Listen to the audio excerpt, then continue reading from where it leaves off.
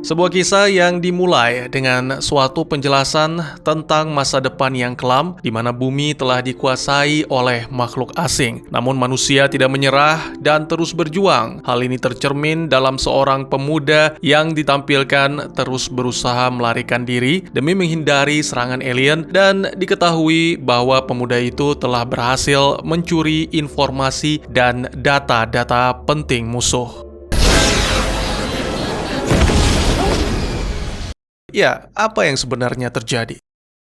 Selamat datang dan selamat berjumpa kembali bersama saya Teguh Gusto. Bagaimanapun kabar dan dimanapun kalian berada, tentunya saya mendoakan semoga teman-teman sekeluarga sehat-sehat saja. Seperti biasa, saya akan menceritakan tentang sebuah film yang mana kali ini berjudul Brave Storm, sebuah film fiksi ilmiah tahun 2017 yang disutradarai oleh Junya Okabe dengan dibintangi oleh para aktor yang tentunya sudah tidak perlu dipertanyakan karena pastinya saya belum kenalan.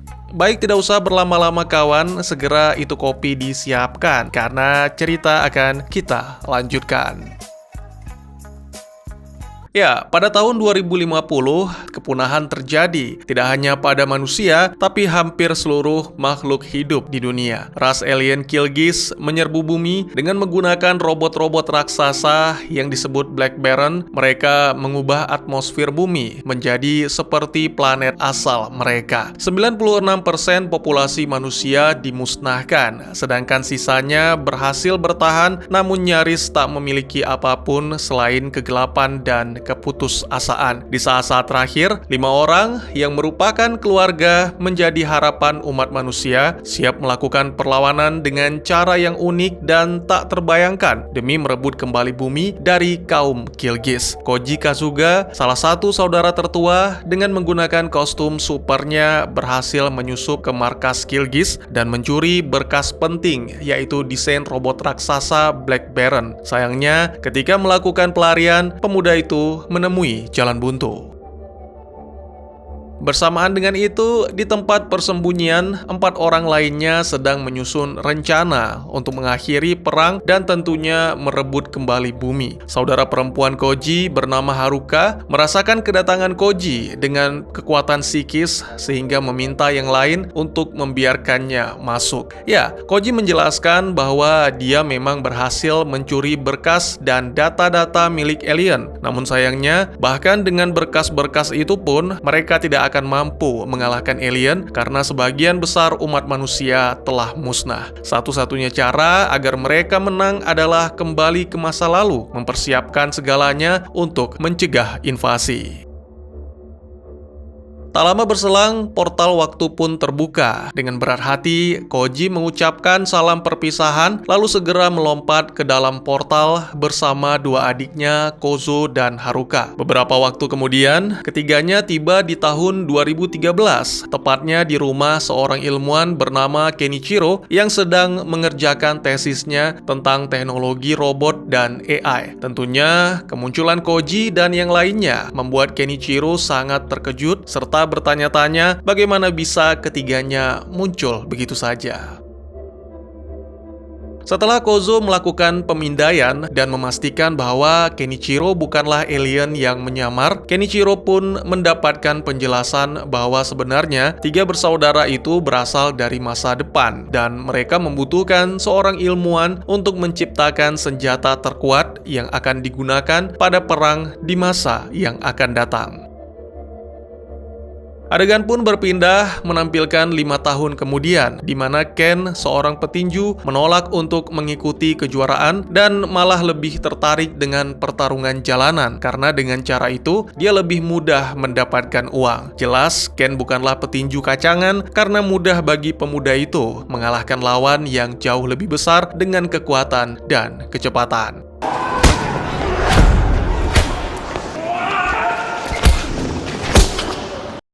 Merasa belum cukup, Ken melanjutkan ke babak selanjutnya di mana dia berhadapan dengan lawan yang agak tua dan terlihat lemah, tapi ternyata memiliki kekuatan yang luar biasa.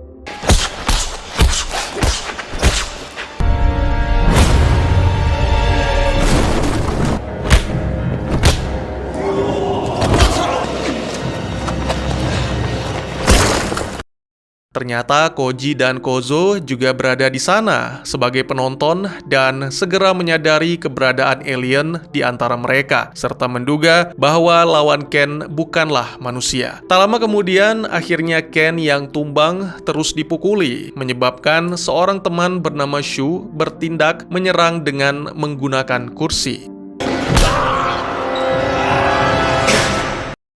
Sangat mengejutkan, ternyata lawan Ken adalah robot atau android. Melihat temannya tewas, Ken dengan marah melakukan perlawanan sampai akhirnya berhasil menghancurkan android itu. Semua orang pun mulai berlari ketakutan setelah menyaksikan peristiwa mengerikan tersebut. Kecuali 3 pria misterius yang diidentifikasi Kozo sebagai alien yang menyamar. Dengan cepat, para alien itu menangkap Ken dan mengarahkan laser untuk mengakhiri hidupnya. Beruntung, Koji segera bertindak menghabisi para alien dengan menggunakan senjata canggihnya sehingga Ken pun mendapat kesempatan untuk melarikan diri. Dan meskipun sempat terpojok karena salah satu alien masih terus berusaha mengejar, namun pada akhirnya bantuan kembali datang.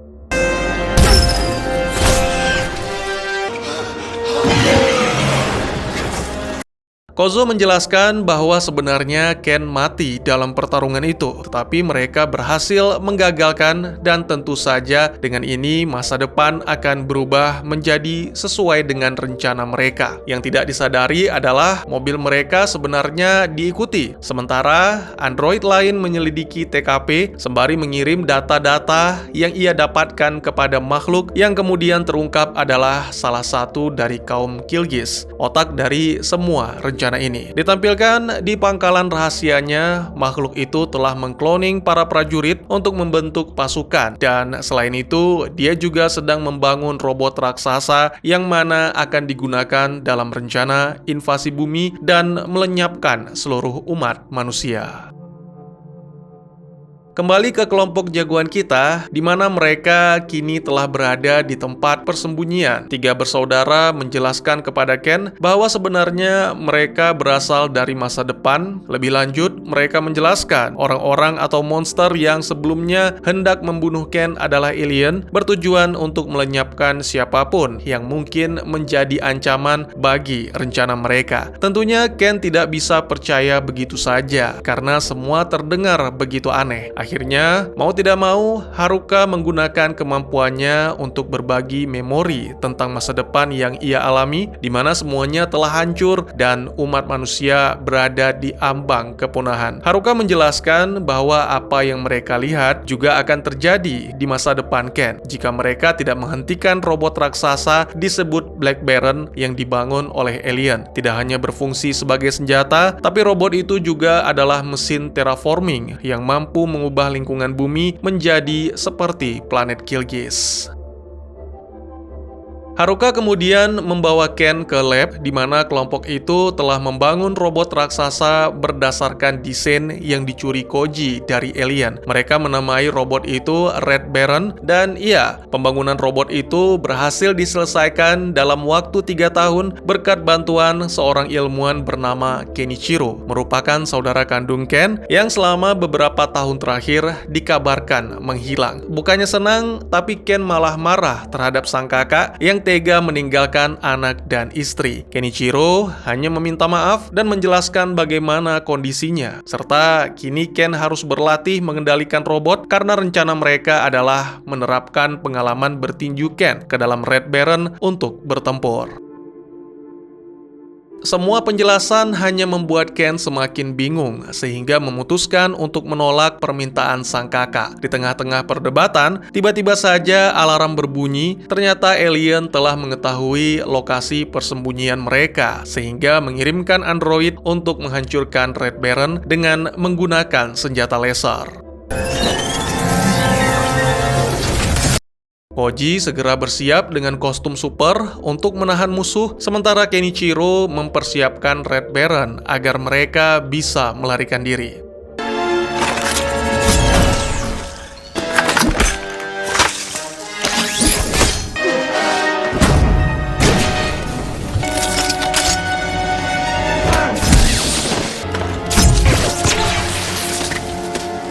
Semakin lama, laser semakin jauh menembus, sehingga sesaat lagi akan menghancurkan markas. Tidak ada yang bisa dilakukan Kenichiro selain menyiapkan Red Baron. Selanjutnya, semua bergantung pada Ken ingin menjadi pilot atau tidak, tapi yang pasti saat ini, Ken harus mengaktifkan Red Baron karena robot itu dirancang hanya bisa diaktifkan dengan menggunakan biometric Ken. Tidak punya pilihan lain, Ken pun terpaksa menyetujui. Namun, sangat disayangkan, sang kakak tidak bisa ikut karena seseorang harus tetap tinggal untuk mengaktifkan sistem peluncuran.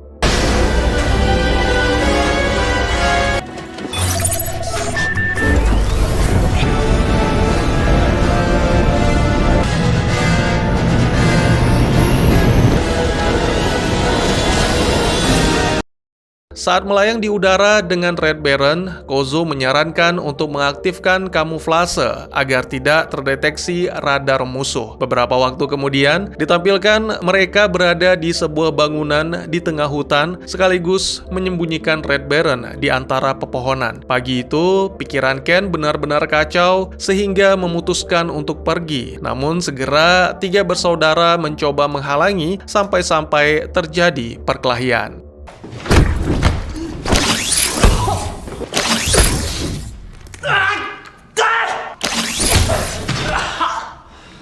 こういうやつはこの方が早く理解する。 Sesaat kemudian, Ken bermimpi tentang masa lalu, masa di mana dia masih kecil menyaksikan Kenichiro memainkan robot buatannya sendiri. Pada momen ini, dua bersaudara itu sama-sama berjanji Kenichiro akan menciptakan robot raksasa untuk membasmi kejahatan, sementara Ken akan menjadi pilotnya. Seketika, Ken pun terbangun dan ternyata mimpi itu muncul berkat bantuan kemampuan Haruka. Selain itu, Haruka juga menceritakan tentang pertemuan pertama kali dengan Kenichiro yang merupakan kakek dari tiga bersaudara itu. Kala itu, setelah tiga bersaudara menceritakan tentang invasi alien, Kenichiro pun setuju untuk membangun robot raksasa dengan syarat pilotnya haruslah Ken. Masalahnya, Ken sama sekali tidak tahu bagaimana cara mengendalikan Red Baron, apalagi menghentikan invasi alien. Untungnya Kenichiro telah menanamkan AI berdasarkan pikirannya sendiri di dalam Red Baron, sehingga bisa membantu Ken berlatih untuk mengendalikan robot raksasa. Tak lama kemudian, semuanya merasakan guncangan dan mulai berlari keluar untuk memeriksa. Alangkah terkejutnya mereka, ternyata Ken telah berhasil menerbangkan Red Baron. Di tempat lain, ditampilkan android telah kembali ke pangkalan rahasia untuk menghadap tuannya. Pada momen ini, terungkap bahwa ternyata Kenichiro selamat dari ledakan, tapi sayangnya ditahan oleh musuh. Bahkan yang lebih sialnya lagi, alien merampas blueprint dari masa depan yang telah membantu mereka menyelesaikan Red Baron dalam waktu singkat. Ini memungkinkan alien untuk menyelesaikan Black Baron yang masih dalam tahap pengembangan, sehingga invasi bisa segera dimulai. Satu-satunya yang tidak diantisipasi oleh alien, kini Ken telah menguasai sistem kendali Red Baron. Hal ini ditunjukkan saat berlatih di bulan. Beberapa waktu kemudian, para warga Tokyo melihat sesuatu yang sangat aneh dan menakutkan, yaitu sesuatu yang misterius kini sedang bergerak dan melintasi perairan. Mengetahui hal ini, Koji dan Kozo menyadari ternyata invasi dimulai lebih awal, menandakan bahwa masa depan telah berubah. Tidak punya pilihan, Koji pun memutuskan untuk menghadapi Black Baron sendirian. Namun karena kostum supernya telah rusak, Kozo menyarankan untuk menggunakan kostum yang baru saja ia ciptakan dengan fitur yang lebih canggih dan tentu saja mampu meningkatkan kekuatan berkali-kali lipat dari sebelumnya. Bersamaan dengan itu, Ken juga menerima kabar tentang apa yang terjadi di bumi sehingga memutuskan untuk segera kembali.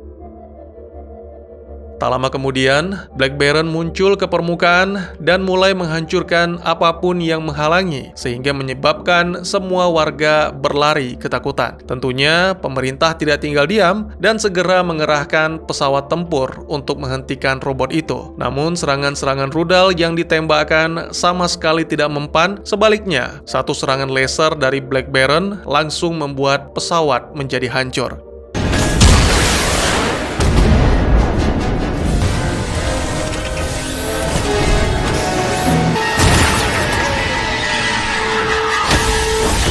Black Baron kemudian menggunakan roket pendorong yang membuatnya melompat ke daratan, lalu melakukan hal yang sama, yaitu menghancurkan semua yang menghalangi. Pada momen ini, akhirnya Koji muncul dengan mengenakan kostum tempur barunya. Pemuda itu melesat dengan cepat ke arah Black Baron untuk sebisa mungkin melepaskan serangan. Namun sayangnya, Koji segera dihempaskan dan di saat-saat terakhir,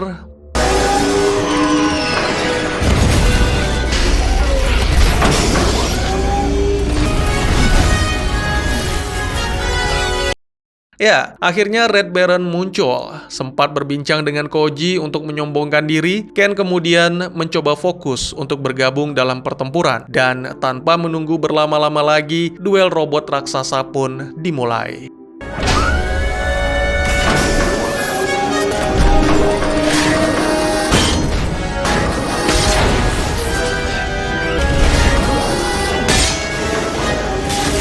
Bersamaan dengan itu, Alien mengirim android untuk menghadapi Koji. Jika sebelumnya Koji kalah telak, kini situasinya berbeda. Dengan kostum tempur baru dari Kozo, Koji benar-benar menjadi lebih kuat sehingga mampu mengalahkan android itu.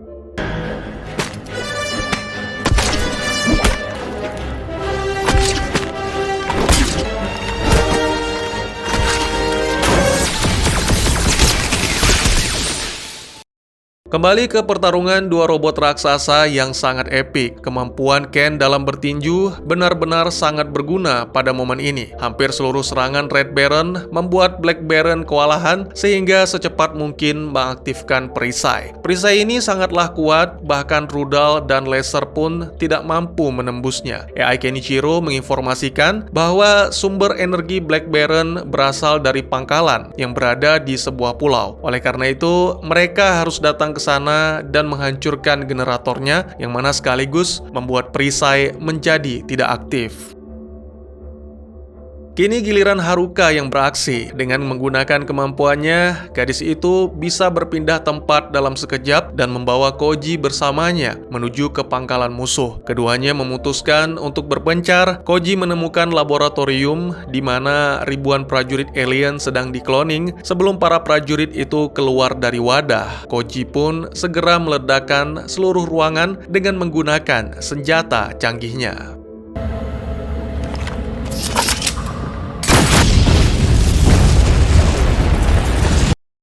Di saat yang bersamaan, Haruka bertemu prajurit yang telah keluar dari tabung. Gadis itu sama sekali tidak takut, apalagi berteriak, tapi malah mengeluarkan pedang dan segera melancarkan serangan yang mematikan.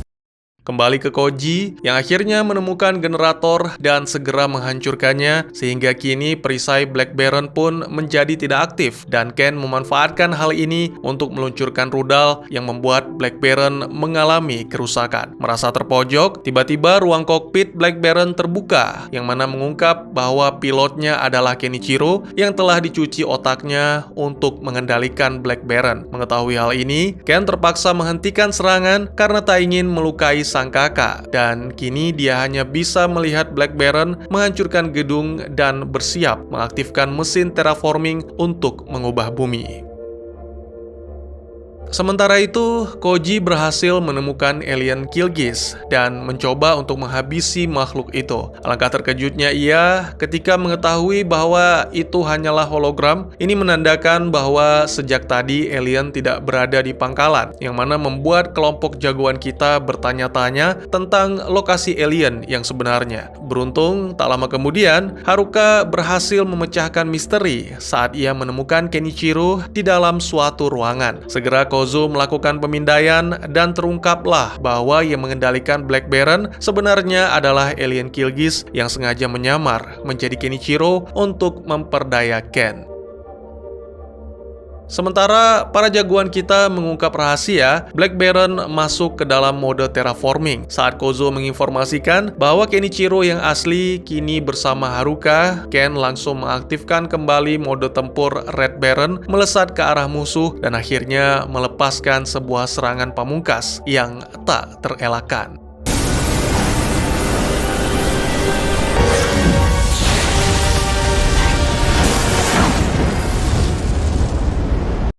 Ken melihat Haruka dan rekan-rekan serta sang kakak yang ternyata berhasil diselamatkan. Semuanya pun bergembira serta bisa bernafas lega. Sesaat kemudian terungkap bahwa alien masih mampu bertahan. Di saat terakhir, alien itu menjelaskan bahwa kaumnya menargetkan bumi karena manusia sangat dekat dengan kepunahan. Namun Koji tidak setuju. Masa depan umat manusia ada di tangan manusia itu sendiri. Dan akhirnya pemuda itu pun melepaskan tembakan.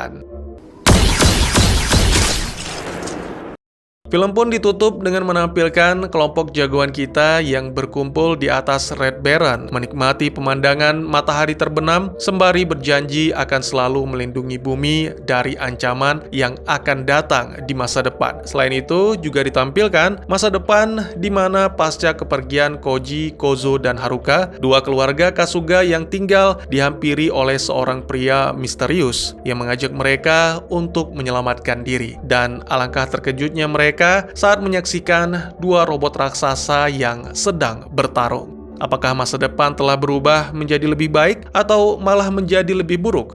Dan tamat. Pada era 70-an di Jepang, terjadi lonjakan besar-besaran acara televisi yang disebut tokusatsu, menampilkan pahlawan atau superhero bertopeng atau robot-robot raksasa yang berjuang membela kebenaran dan membasmi kejahatan. Beberapa contoh di antara acara tersebut yang paling populer saat itu adalah Ultraman, Kamen Rider, dan lain-lain. Dan tanpa menyinggung soal usia, saya yakin ini juga populer di kalangan kita yang sempat menikmati era 90-an. Nah, sutradara Junya Okabe yang dulunya banyak memproduksi acara tokusatsu telah membuat versi baru dengan konsep yang cocok untuk era modern. Ini adalah suatu upaya yang menarik, yaitu dengan menggabungkan dua tokusatsu dari era 70-an. Keluarga Kasuga dengan kostum biomekanis Silver Kamennya dengan robot raksasa super robot Red Baron. Gabungan ini menciptakan latar yang menarik, tidak hanya petualangan yang lebih seru, tapi juga tampilan robot yang lebih menarik tentunya jika dibandingkan dengan yang dulu yang masih menggunakan miniatur kota. Film Bravestorm ini menyuguhkan cerita yang tidak asing bagi penikmat tokusatsu era 70-an tentang penembusan, keberanian, dan konflik dalam keluarga yang biasanya hadir dalam film-film fantasi Jepang. Ya, cukup menyenangkan untuk disaksikan. Jelas bahwa film Bravestorm ini adalah sebuah awal, dimulai dengan latar belakang yang menarik tentang keluarga penjelajah waktu dari masa depan, kedatangan alien, hingga usaha untuk melibatkan Ken dalam misi mereka. Film ini menyajikan aksi yang memikat dan selanjutnya menawarkan sesuatu yang besar. Saya cukup menikmati aksi tembak-tembakan dengan gerakan-gerakan bela diri yang epik ala-ala Kamen Rider. Bagian penutup mungkin terasa agak kurang, tapi tidak terlalu mengganggu, karena film ini adalah bagian pertama dari suatu cerita yang lebih besar. Ya, bakalan lebih banyak cerita-cerita yang terungkap di film-film selanjutnya.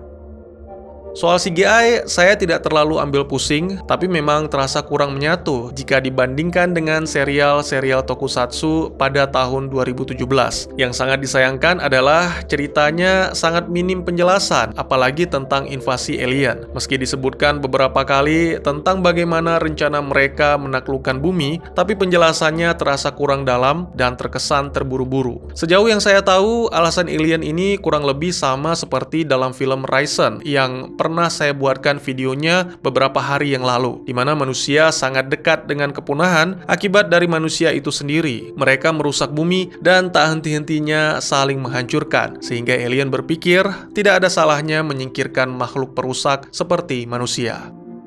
Untuk perjalanan waktu atau time travel, pada awalnya Koji menyatakan bahwa perjalanan mereka ke masa lalu akan menciptakan timeline baru, yang mana melenyapkan timeline lama sehingga Koji dan adik-adiknya mengucapkan selamat tinggal kepada dua orang anggota keluarga yang kemungkinan adalah orang tua mereka. Sebelumnya, sebelum tiga bersaudara masuk ke dalam gerbang, si ilmuwan pria yang tidak disebutkan namanya, bahkan saya cari-cari di Google tidak ada, mengatakan bahwa blueprint yang dicuri Koji itu sebenarnya milik orang tua mereka, yang tentunya adalah Kenichiro. Ceritanya di masa depan, setelah invasi, alien Killgiz menculik para ilmuwan terbaik bumi, termasuk Kenichiro yang merupakan kakek dari tiga bersaudara, untuk dijadikan budak dan membantu dalam penelitian serta pengembangan senjata-senjata canggih. Nah, kebetulan si Kenichiro ini adalah ilmuwan yang idenya digunakan dalam rancangan Black Baron. Makanya, blueprintnya dicuri oleh Koji dan dibawa ke masa lalu dengan harapan bisa menciptakan Red Baron untuk mencegah invasi.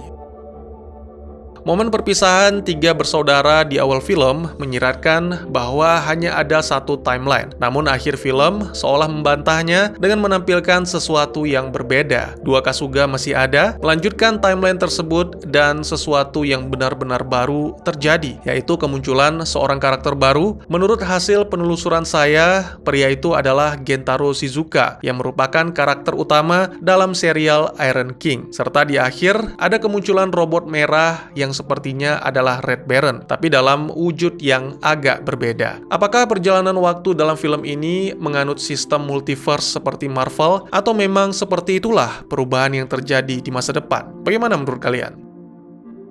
Kurang lebih demikian, terima kasih buat yang sudah menyaksikan. Silahkan memberikan komentar, bertanya, ataupun merequest kira-kira film apa yang menarik untuk dibahas, bisa lewat kolom komentar, atau buat yang malu-malu bisa via DM ke Instagram saya di @tekugusto. Insya Allah pasti akan dibaca. Mari kita jadikan kolom komentar sebagai sarana penambah wawasan dan menciptakan jalinan persaudaraan, bukan malah menjadikannya sebagai tempat pembulian sehingga menciptakan permusuhan. Jangan lupa untuk dukung terus channel ini dengan cara share, like, dan subscribe, karena dukungan dari kalian sangat berharga bagi saya demi perkembangan channel ini. Saya Gusto, sampai jumpa di video selanjutnya. Tetap semangat, tetap bersyukur setiap hari. Dadah!